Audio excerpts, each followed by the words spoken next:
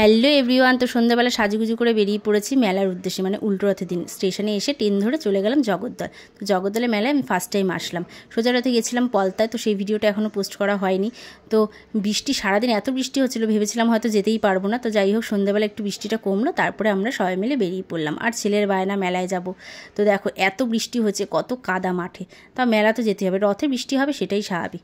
তো এখানে এত সুন্দর সুন্দর মানে দোকান ছিল। এখানে সব পোড়ামাটির জিনিস, মানে কৃষ্ণনগরের সব পোড়ামাটির জিনিস, কিন্তু এত দাম ছিল তো নিইনি। ওরা মেলাতে অবশ্য গলা কাটার জন্যই বসে থাকে। আর এখানে দেখো চুড়িগুলো দেখতে খুব ভালো লাগছে, যেহেতু কাঁচের চুড়ি পরি না তাই নিইনি, ভিডিও করলাম।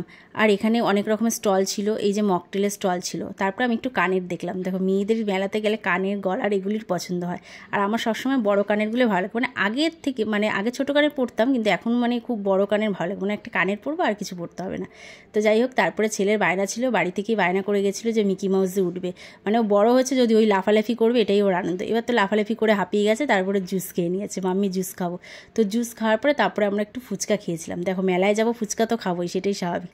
তো ফুচকা খাওয়ার পরে ছেলে আবার একটু দোলনায় উঠলো, ডিস্কোতে। আমার এই দোলনাটা এত ভয় লাগে, তোমাদের কি বলবো। আগেরবার রথের মেলায় গিয়ে আমি পারলে মনে কেঁদে দিয়েছিলাম দোলনাতে। তো এই বছর আর উঠিনি। তারপরে আমরা একটু চাউমিন খেয়েছিলাম, কিন্তু চাউমিনটা জানো তো একদম বাজে বানিয়েছিল, মানে অর্ডিনারি যেরকম মেলাতে হয় আর কি। তারপরে আমরা একটু আইসক্রিম খেয়ে ট্রেন ধরে বাড়ি চলে আসলাম। টাটা।